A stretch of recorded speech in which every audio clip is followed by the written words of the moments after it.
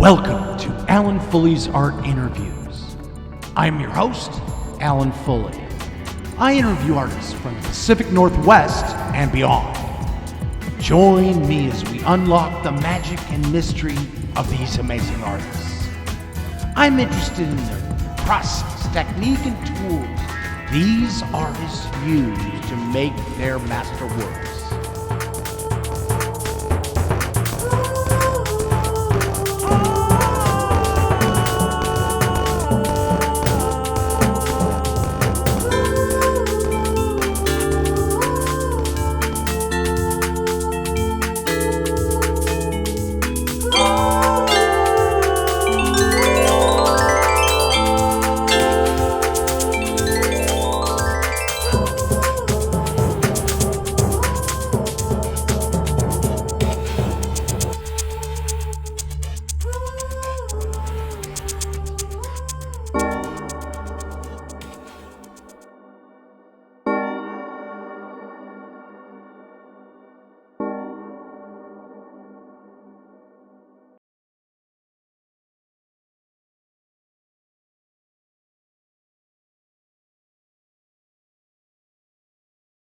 Hi Lois, thanks for coming.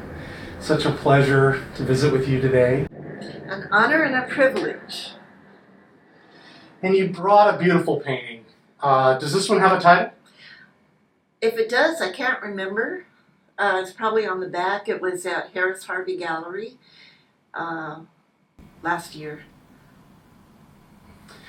And you have such a remarkable style. Can you tell us about your style? How did you get there? Well, I was married to Lyle Silver, and he had this lovely art studio, and we got married in the studio. But anyway, fast forward, we moved into another studio, and I kept seeing this box of Shiva oil bars or oil sticks, and it was very limited color. It was like maybe just 5 colors, but it was, the darkest, dark to white.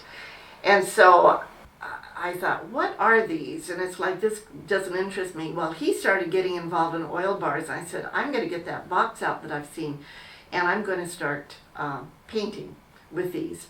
And I was just in love. It was like what I had done, watercolor, not much oil, but mostly watercolor, and we were doing pastels. This is back in the 80s. So I think it was in the mid 90s that I started drawing with it, and to get the darks, and then I took my fingers and moved it around like this and then put in the lights. And since it was such a limited colors, everything had cohesive look about it. It wasn't like I was bringing in all these colors. And there was a little art design place, I think it was called Thrasher Art, and they came over to the studio and they saw things I had done just with the limited color, and they said, we'll buy this and this and this, and it got into Nordstrom, the corporate office, and so it was something that was meant for me. I just loved it. And so all of my paintings up until this year have been with oil bar and with my fingers. But old age crept in, so now this year I'm painting with oil paint. And to get the basics down and going over with oil bar, because the oil bar still has a lot of pigment in it, more than the oil paint in the tubes. So I'll paint with oil thinly, and then, a week later it'll be dry. And then I'll go in with the oil bar and move things around. And some of the purple, now I can't find this purple anymore. This is a cattle marker. And so we have a bunch of them, but we've run out of purple. So I ordered it from a livestock store. And it's not the same consistency, and it's not the same purple. So I'm not happy about that. And then I took a class a couple of years ago, an artist named John, I forgot his last name. Anyway, I'll think of it. And I thought there's something about his paintings are just wonderful. He's got something unique. And so I took a class up in Whidbey Island, and he visited there. And what he did was take a pottery little implement tool that you smooth down pottery, so it looks like a little scraper, and it was soft, it was red color, and then he would just scrape some of the colors. So I did some scraping in here, so I was happy with that. But after I figured out Shiva, and then there are many colors, and they're a little, so a softer, juicier brand was Winsor Newton, and then R and F. I think it's R and F, like R and F, and it's from England, and it's almost like oil paint squeezed into this little tube. It was so juicy, and each brand has different colors. So my studio looks like a store. It has tons of all of these colors. What else? Yeah, your studio was fun to visit. So what's your history? How did you get here? Well, I think it's, there's something genetic. And so my dad's mother went to art school, must have been in the early 1900s. And my dad showed me a picture that she had sketched. But my dad, you couldn't really trust if that really was from my grandmother. It was beautifully drawn figure, beautiful. But was it really from her? I don't know. My dad was full of stories, so we like to tell stories, so maybe some are true and some are not. So I think it's, it was just in me, and I always, in first grade, I was angry at the first grade teacher. She didn't have the right colors. I remember to this day I wanted to paint flamingos, and I knew how to mix the colors, and she didn't have the right colors. So it was frustration, and then finally, and it was even, when I got out of high school, I went to Cornish for a year and a half, and that was very, we would tie brushes to our feet and kick the canvas, and, I wanted to learn how to draw. I wanted the basics of painting and art.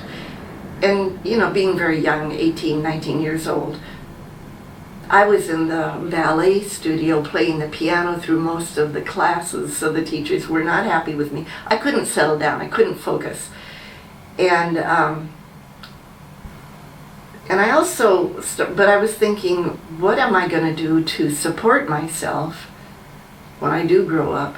And so one of the students in class said that she was going to quit Cornish and go to Burnley. It was a commercial art school. And it just hit me. That's what you do to make money, to support yourself, go to a commercial art school. And that was interesting, but I also learned that you have to be pretty good at it. I went on to Seattle Community. They had a great commercial art program there, and really affordable. So I took a year there. I never graduated. I got a job before at a commercial art place before I left school. And that was exciting. But I just didn't have the talent. There was so much discipline and that I didn't have. And also the client always wants the work yesterday. So you're always rushing. I would stay up all night to do projects. And the company I worked for, who did I work for first? I only worked 2 jobs for a total of 8 months in my whole career for somebody else because I just didn't have what they wanted. So I became a housekeeper, right? A janitor. I became a janitor. So I quit my commercial art job and I said, I'm going to be a janitor. And so I would do, I would clean people's houses.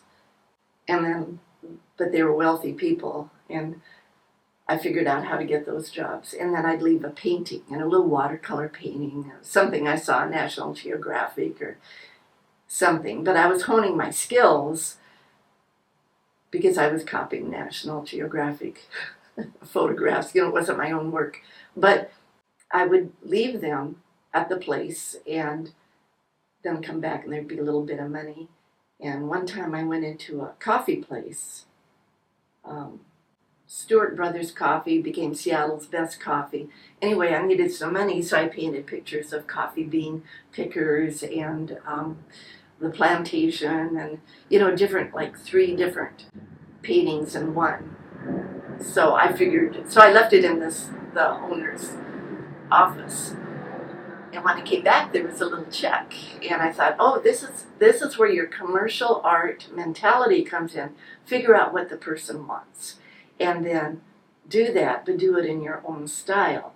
They have the opportunity to buy it or not. So I just have a real problem with pressure, with the anxiety. And so, not to get off track, but I did a commission this last month. And so the gallery that I'm in, Harris Harvey Gallery, said, we know you don't like commissions, but this poor guy wants to leave a painting for his wife. And they used to go to this cafe.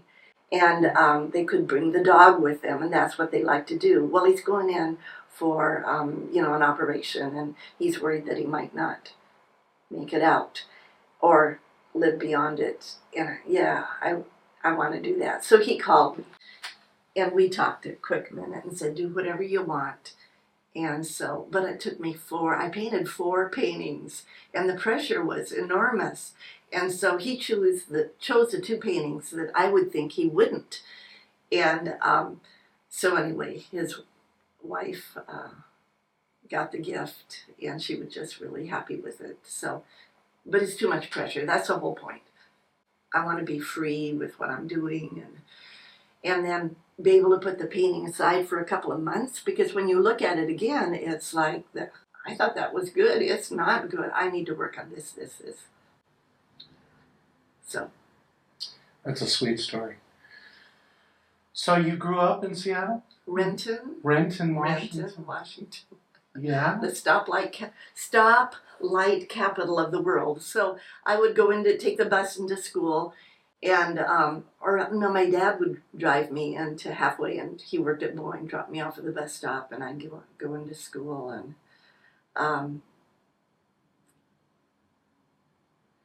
so anyway, one of the best things that happened to me. So when I was going to school, my teacher, both at Cornish and at Burnley, was William Cumming. And he really, he had such a good eye for shapes. So that was my training, looking at shapes and design. And so one day he said, you really can't draw very well. Why don't you take a class from this Boeing worker that has a life drawing class on the weekends and just hone your skills? Okay, so I go there, and the draw for 3 hours costs $1. This is 1971.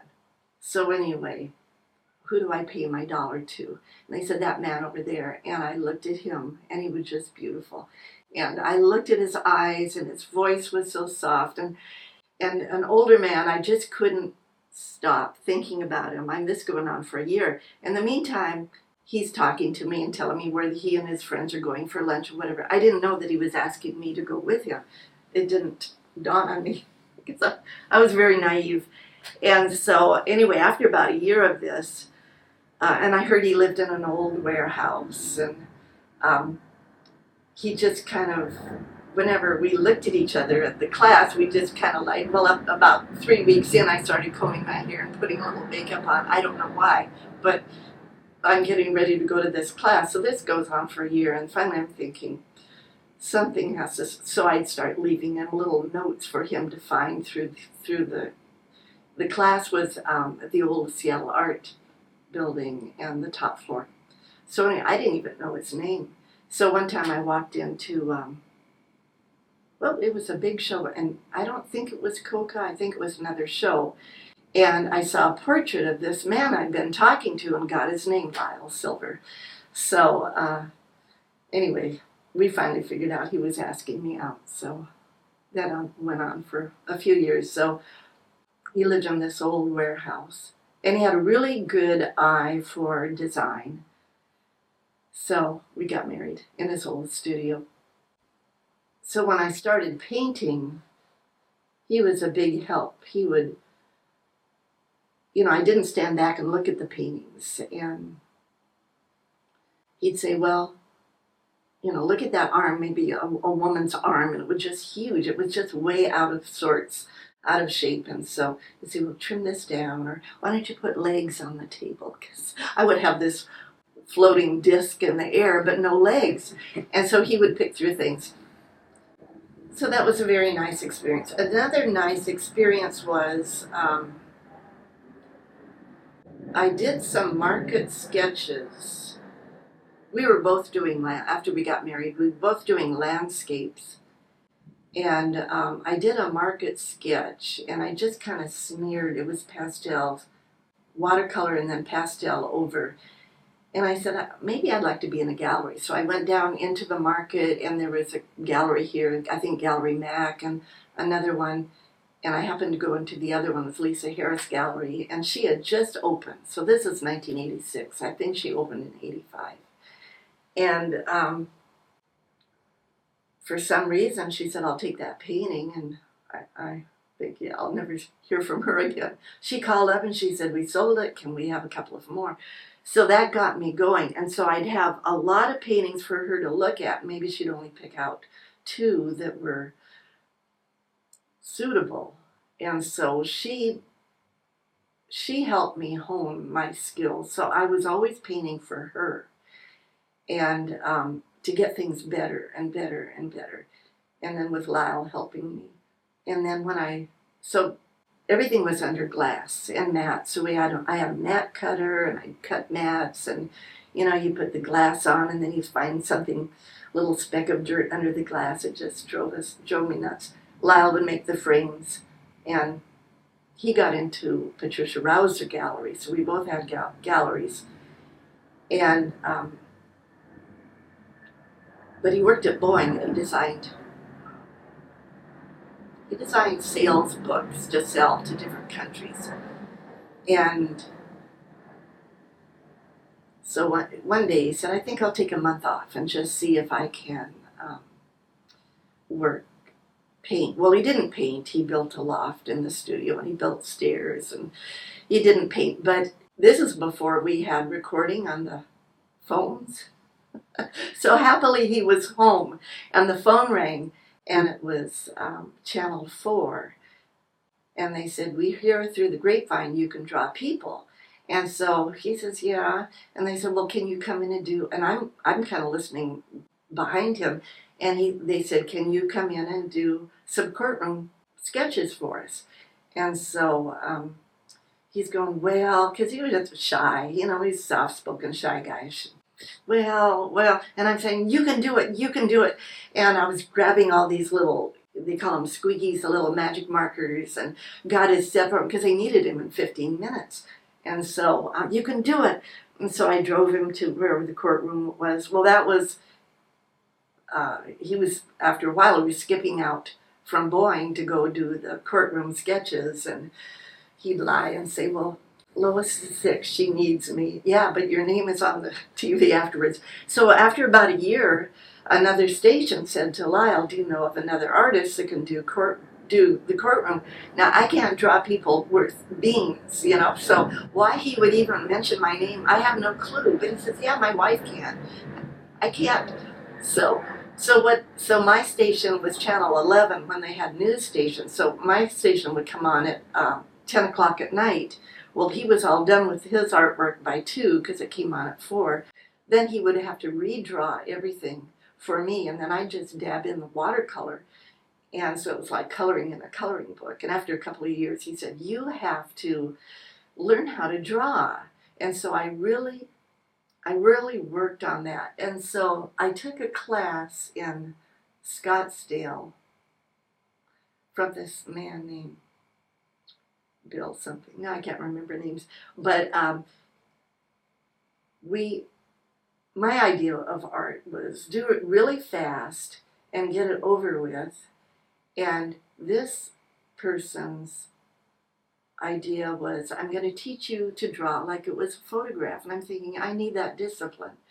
And so we had one model, one pose for 2 days straight on one piece of paper. So to work all that time, and the teacher would come by and he said,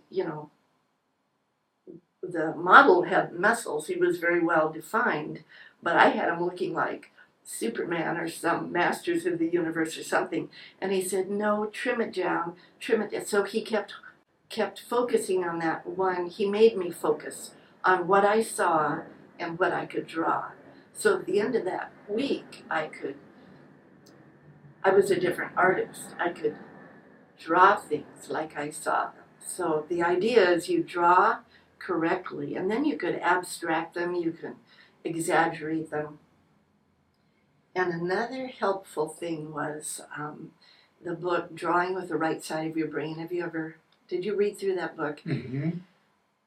So teaching to draw the negative spaces. So I'm sitting here and, you're drawing this area, you're drawing this area, you're drawing this area. You're not drawing the figure, but you're drawing the negative space. That was very interesting too. So after art school, and I was 22 when I finished, so I would take 1 or 2, maybe 3 to 5 day classes of artists that I like. Maybe 1 class a year, 2 classes a year. And that was enough information to mull over for the next year or 2 until I saw another painter I really liked. So my last class was this guy that had the scrapey tool up in Whidbey Island, and that's a great place that really good teachers show up. And she had another artist named Sean Cheatham, Seancheetham. That's how you spell it. And then look him up, and his portraits, he said he painted with mud colors. So it was just values. Beautiful, beautiful portraits. And he was from LA. And so he came up, and you just learn so much in 5 days, more so than any class. And what else? So you mentioned some artists. What are there influential artists like that we might recognize that you could share with us? Well, when people look at my work, they'll say, oh, that looks like Edward Hopper. I didn't even know who Edward Hopper was. I'd have no background in really paying attention to the older artists. But now I'll look people up, like that are like, that's really great, like Larry Rivers. And so we have those books. And so we have quite a library of books. I think you say Vuillard, Edward Vuillard, Vuillard or something. Villard? Yeah, it looks like Vuillard, but I think it's Okay. Vuillard. Right. So the simplicity of his work and almost primitive, but from a room it would just call to me. And I remember we went to see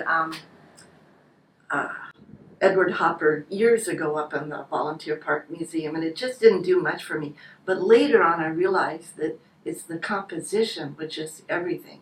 So I went to the Washington, D.C. show probably 10 years ago by myself and just really appreciated his work and, the mood to it. And we are like Bonar. We saw his work, and where did we see his work? Anyway, the colors were just so wonderful, and no print, no book can capture the beautiful colors and the pinks and the primitive motifs he would have in the background. And I always didn't like his work because I thought, well, why, the figures are so badly drawn. But they were really in his memory. So he would draw interior scenes from what he saw, but then he'd put his wife or his girlfriend. He had at the same time, and I guess the wife ripped up a lot of his paintings because it was of his girlfriend. But he would imagine them. And so, but I really liked his work. They just call to you from across the room. So I bought every book I could, trying to find the prints, the replication of what I saw in real life, but there weren't any, you know. They're just so beautiful in person. And what else? Current artists, there's a woman named Jennifer Pochinski, and really loose and juicy. I'll show you later on my phone. And so I really admire them, but when people compare my work to them, I didn't know them at the time. So how do it, you know, what was the thought process? I think I had a video, and I was watching a video back in the old videotape days, and there was a scene that just knocked me out. So I went back to it, rewound, and freeze framed it, and I could draw that scene. And so I drew it. So it's sort of like stealing a cinematographer's design, but I would change it around. And so after a while, it got to be almost obsessive. And so if something came on TV, I've got to tape that. So I have hundreds and hundreds of tapes at home. And so each tape I'll go through, I'll get in the bathtub and bubble bath and keep putting hot water in. And then I've got this little old-fashioned video, a combination TV and video thing, and put a new video in there and then fast forward, and the scenes just go like this. And then if I see a scene I like, I'll freeze frame it, take it out, mark it, great overhead view, good lighting, great color, and so, or a black and white, but a good design of, maybe it's a cafe scene or music scene or something that really appeals to me. And if you saw the movie and looked at the painting, you wouldn't know that the painting came from the movie, but it's a takeoff starting point. And so instead of just painting what I see in my own world, I'm painting things that are in other people's worlds and different viewpoints. I think there was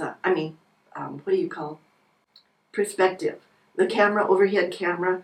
And so then I've learned over the years, I like to paint, but I also like them to sell. People really like overhead views. They like, if the camera's on the floor shooting up. People really like jazz scenes, so that's why you see a lot of music. I hung out in between all of this. I moved to Hollywood and hung out with some people that were jazz musicians, Benny Golson, one of the old-time jazz greats. And so just the angle of the bodies, they're just a real beauty. And the cello, the bass, and the piano player, and I'll make up the woman singer. So maybe I'll see a photograph or some scene of jazz people, but there's a horn player, but I'll change that into a woman singer. And I like my ladies kind of plump, and I like to put patterns on their dresses and things like that. So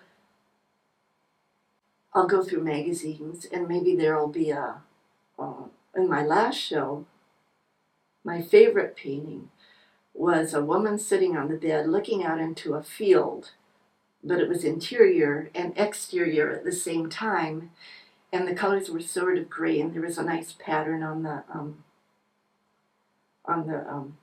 pillowcases and a window and everything. Well, how did I get that? It was an ad for linen in a magazine. There was no figure. I just ripped that picture out, and I said, if I put a woman there, and so I invented the woman and the shadows and everything, that'll make a nice painting. So it was very simple. And the photograph itself of the linen was very gray, and I don't do grays, but I did that time. So, and then the outside was, so she's looking out. There's not even a door. It's just like the wall isn't there. So it's trees and field, and she's looking out, but it's sort of like a dream. So anyway, that's where I get one idea. Oh, that's fun. So, do you have a spiritual component to an underpinning to your work, or do you have a philosophical viewpoint you could share with us, or? Well, that's an interesting thing that you would say that. I became one of Jehovah's Witnesses over the years, and I've met hundreds and hundreds of people in our ministry and also different kingdom halls, and they all have stories. So sometimes, there will be their stories, people who've had very interesting lives, and so I'll put them in the paintings sometime. And a lot of my paintings are women that have endured. And so sometimes the paintings aren't really, like this person is pensive. And so happy people, to me, that's for photography. But my paintings are more of pensive people.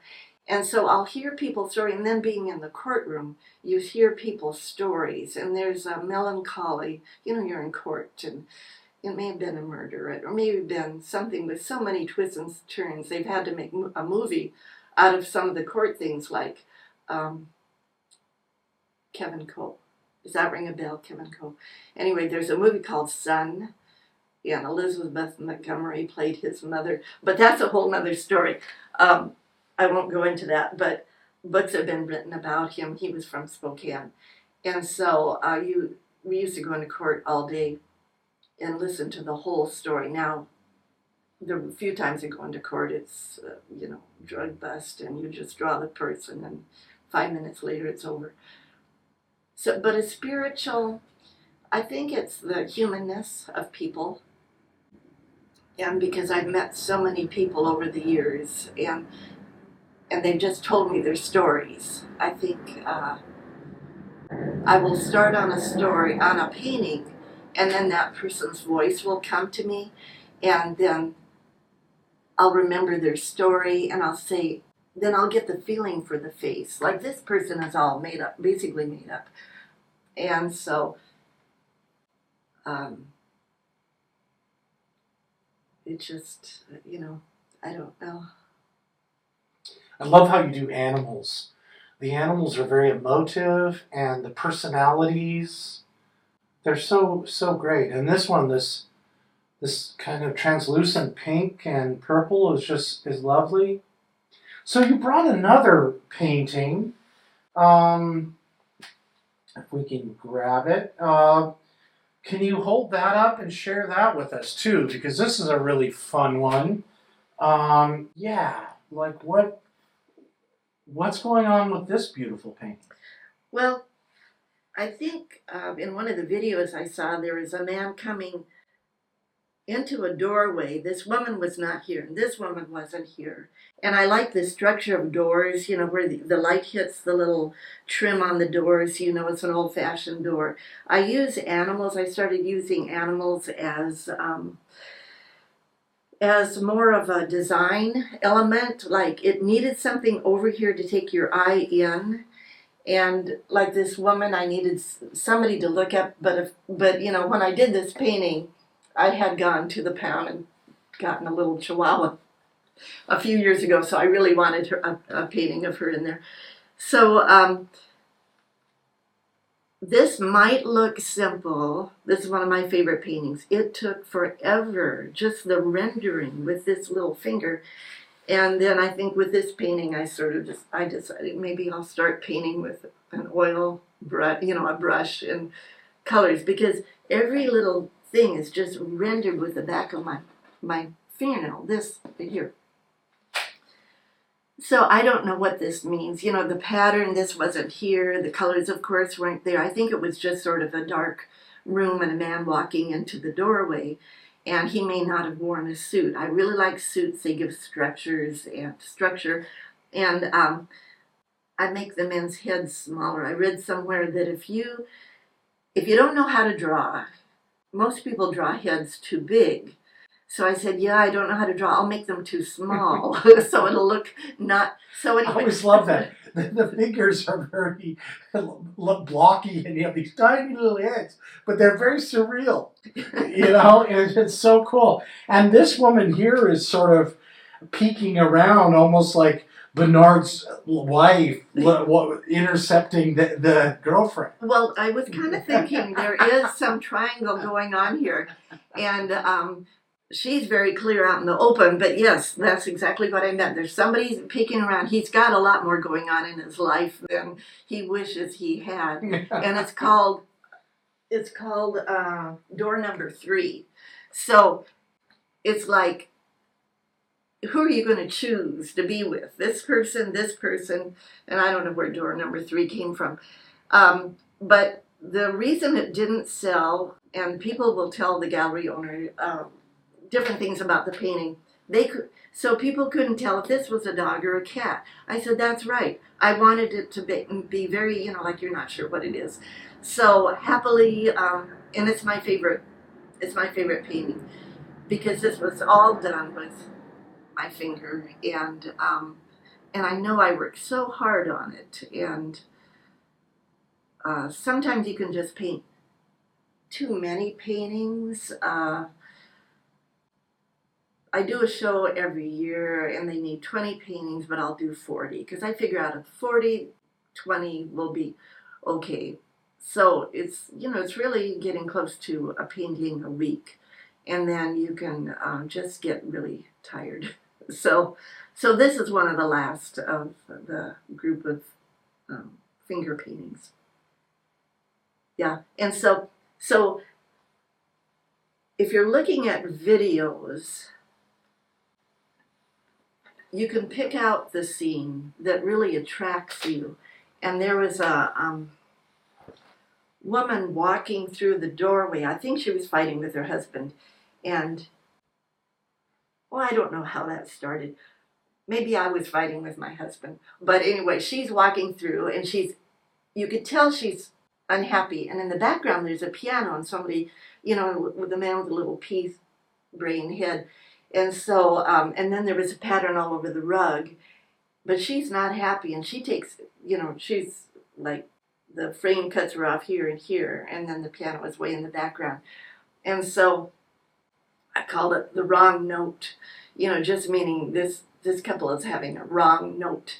And so in the show, these two men came up to me, and they said, what's the meaning behind this? And one was trying to explain to me what he thought was going on, and the other one was trying to explain what he thought was going on, and they were arguing. And I said, what do you two do for a business? They were both psychiatrists. And so I said, well, what is your field? And this was during the time, this is a number of years ago, when Frasier was on TV, the two psychiatrists, and they were both, they had their own issues. And how do you say it? Jung. Is that Jung or Jung? Jungian? The philosophy, psychiatry. Jungian, right? Is it Jungian? So one guy says, I'm a Jungian. And the other one says, my field is just give them drugs. And so I remember that because these paintings kind of bring out people's opinion. Oh, I got another story for you. So my husband and I were close with this other couple. And we went... did a little business together, and so anyway, they like to do little weekend drives, and the drunk driver hit them and killed her. And they were so close. They were just so close. They had no kids. They were just sweethearts for each other.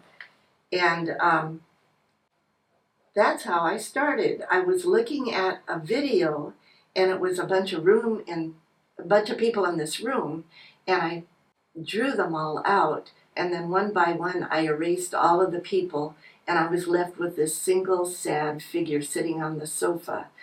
And then I put her painting on the wall. She had really big black hair, and I just put her, and I had the hair go outside the picture frame and down the side of the wall. And I was really heartbroken, so it came out, the emotion came out in the painting. And I was doing flowers and birds and Pike Place Market things. That was the breakthrough, because I had, the sadness I was feeling came out in this person sitting on the sofa losing his beloved wife. And so I had it in a gallery, and a man came in and bought it and paid for it, but it was still in the show. And so I came into the gallery, and he came up to me and he says, "What is the story behind this?" And I, got a little teary-eyed, and I said, "Well, this is my friend, and they were, the gallery's in Oregon, and the accident happened, Tillamook area. And they were crossing a little bridge, and a drunk driver just hit it right for them and killed her and whatever." And so we talked about life and what happens at death and everything, and we just had a long conversation. So I got a phone call from the gallery, "Lois," and I knew I was in trouble when people start out like that. They said, "Could you keep your stories to yourself?" Because after he heard the story, he couldn't take the painting home. So we got his money back. So anyway, sometimes I keep the stories to myself. You can overshare.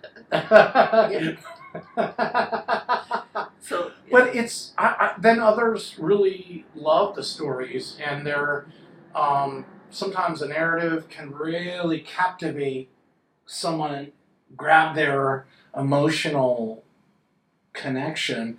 I don't know what the formula is, but it's sometimes a good story is very helpful. Yeah. I can't think of anything. Any other stories? So what do you want to say? What is your legacy?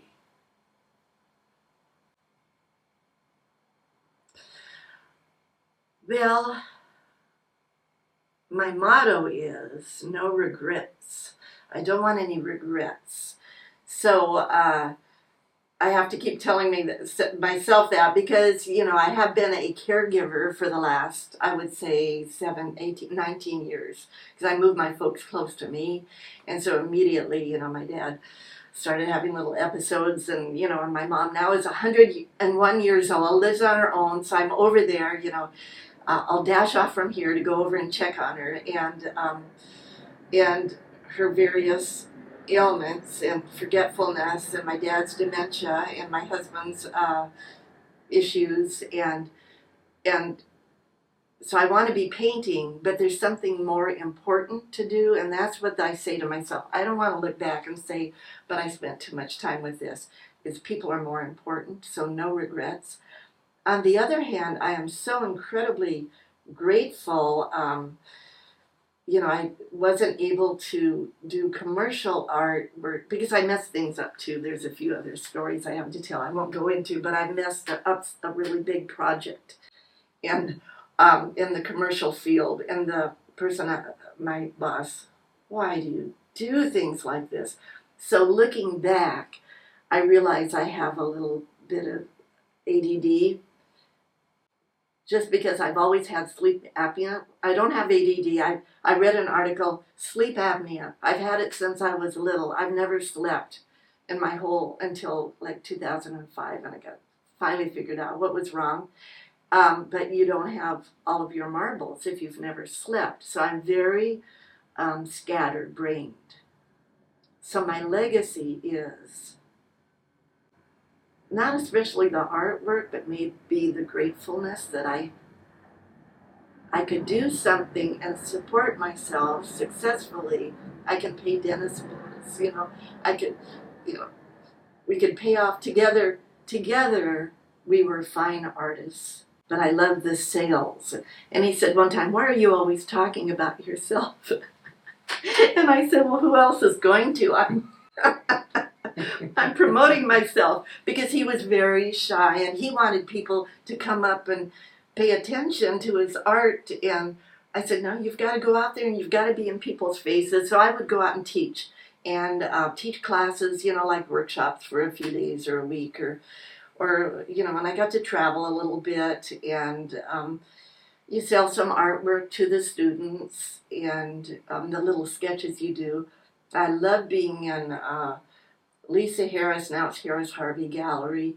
That was the best thing ever because you could always trust them. You never had to worry, why are they behind in payments, and, if their painting is being paid off in installments. And I never signed a contract with them because I would also sell things out of the studio, and they said, well, we would like a little share of that. And it's like, no,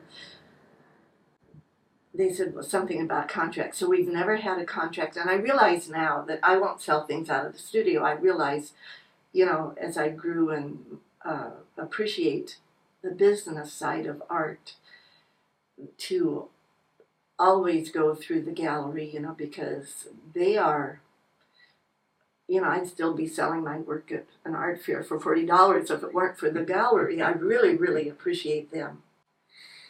So, legacy, I don't know, that's a big word. So when I was selling, this is one thing that happened, and it sounds like bragging, but I'm just saying that I went to an art show in Scottsdale, and the man's name was Ray Goebel or something, and I went to the show. It was 2 days after it opened. Everything was sold. And so he sells out opening night, and I thought, that would be, too much to ever hope for. Well, there was a number of years, like I think 2002 to about 2008, and that's when the big economic crash happened. So you kind of had to get on a list to buy the paintings. And it was really thrilling for me to go to my own opening and everything is sold. And you have angry people that were waiting for the doors to open. And there's nothing to buy. And the prices are reasonable. It's not like this other guy that sold out. His paintings back in the 80s were $20,000 each, and mine aren't. So I felt like, that there's Lois Silver, this person, but that's not really me. That's just, so I didn't go around thinking that I am this artist that can do that. And it didn't last long. I'm not in that situation now. And we haven't raised prices really since 2008. But because I want people to be able to afford them, and I want people to buy them, and I want to paint because I really enjoy painting, and I really enjoy somebody else buying it. Is that a legacy? Is there anything about a legacy in that? It's a beautiful sentiment. I love that. It's about painting, and if that is what you want to have your legacy to be, and then you also said that people and important things are important. Yeah. But your paintings are important. Well, thank you. I don't see it, and sometimes I'll see paintings of mine in an auction, and it'll go for $300, and it's like, it's not like I've become somebody who's, when I'm dead, everything's going to go way up in value. I don't think that's going to be the legacy. But I just want to know, the legacy is there's a lot of heart in these paintings. And these paintings, people say, oh, the painting's like the painting is my child. It's like and I don't want to see it leave the studio. No, I want to see it send these kids off, and I want to see a little paycheck in the mail too. But there is a lot of me in the paintings. For sure. What else? What else are we going to talk about? Well, that's a beautiful thing. So have you accomplished everything, or is there more? What you kind of mastered this scale and this approach, and I sure hope you make more of them. But is there something in your quiver that you have yet to bust out that you can share with us tonight, or is it? Well, there's always. So the last show or two, I said I'm going to do something different.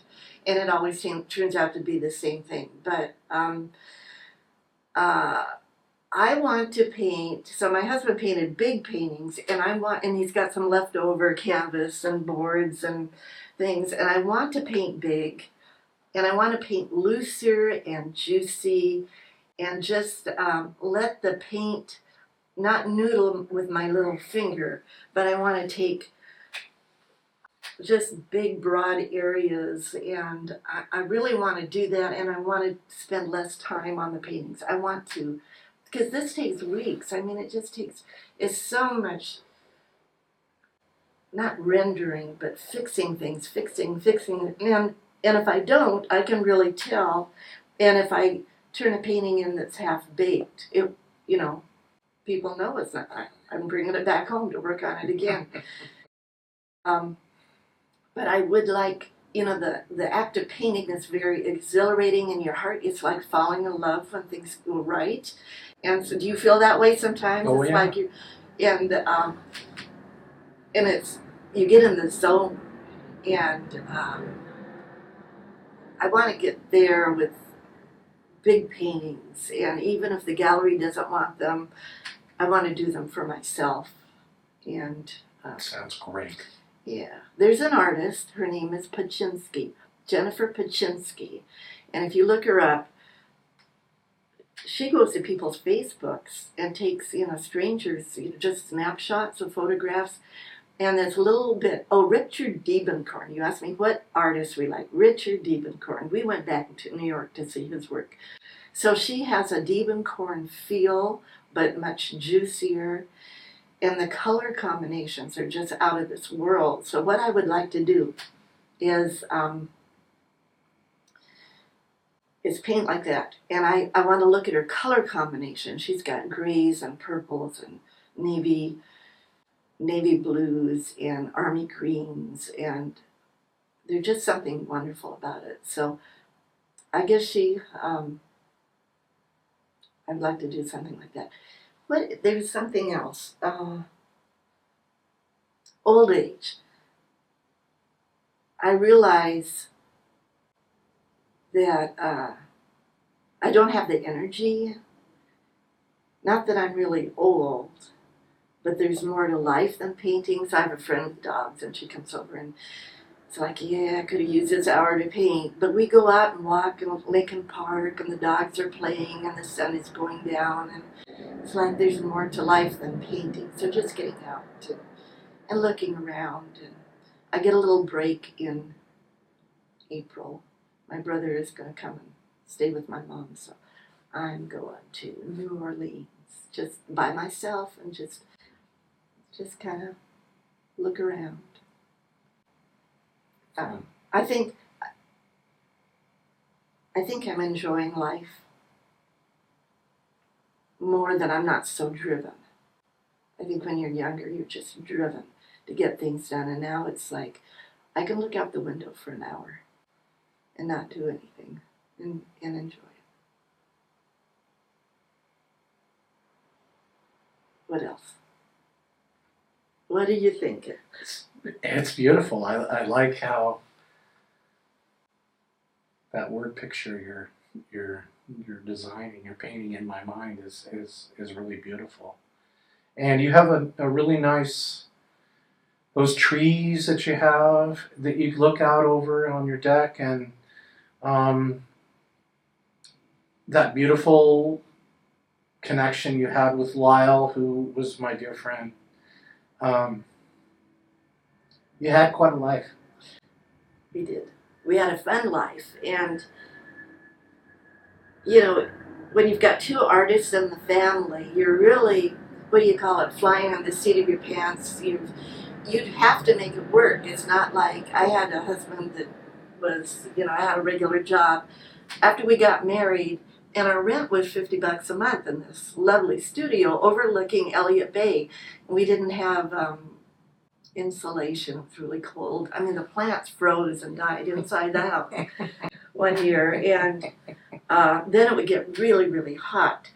But it was just such a lovely little place. And then, of course, you know, it was in Belltown before it became Belltown. So he was there for 20 years. And I'm thinking, $50 a month, why don't you quit Boeing and become an artist?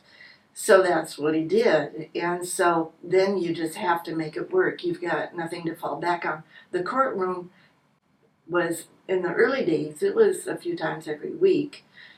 And we could work together one day and pay the rent off for the month. So,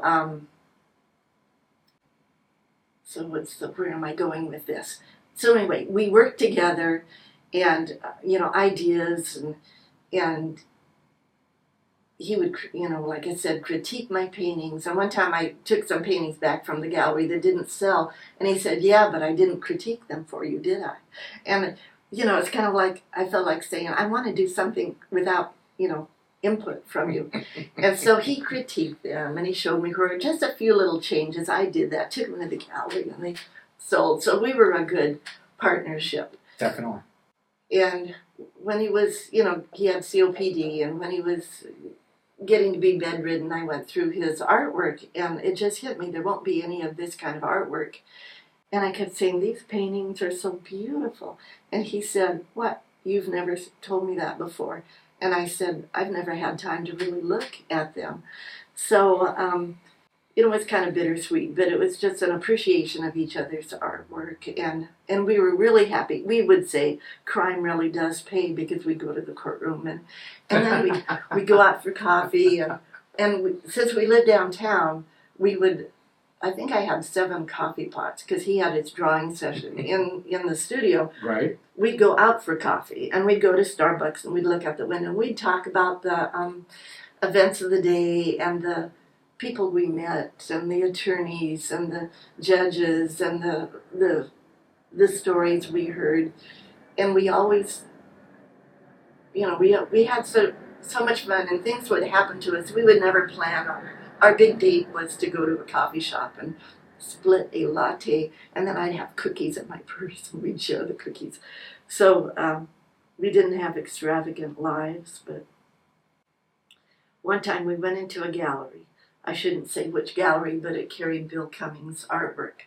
And so on the wall was one of his paintings. It was just like the most beautiful, small, and very, very affordable. And so we said, "We'll buy that one." And we were all excited, because we're not painting buyers. We are painters, but not buyers. And so, foolish me, I stuck my head in the back room, and the owner was there. And I said, "We're going to buy a painting off the wall," because he'd see us come and go just to look. He got all excited, so he went out to look.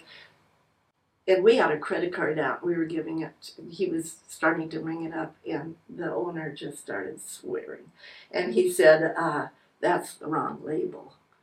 Instead of $1,200, it should have been $6,800.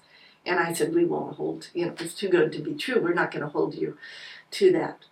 And he said, "Come in the back room." So I had all these unframed Bill Cummings sketches out, and he says, "Just take one." So we left. He says, "You know what? How much these are worth?" I said, "Yeah, $3,000 of sketches." He said, "Yeah, just take one. Don't tell anybody." So I hope nobody listens to the end of this program. So anyway, things like that would happen all the time, and we just had a blast.